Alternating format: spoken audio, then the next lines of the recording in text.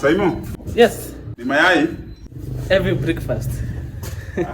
Manze ni God. Ni God na mayai, God.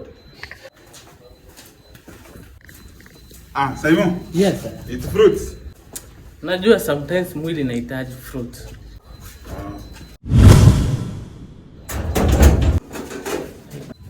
Kuna kitu ukula bwana, niko njaa mbaya. Hata mimi nilikuwa na guest tokens hapa. Sasa tutasaidiana aje bwana? Si utafute kitu tukule bwana. Mimi saa hii sina kitu.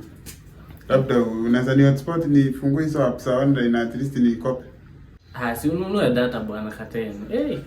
Saa hii niko na mkopo na niko na 20 bob mbele, nyuma ikiisha nimeisha.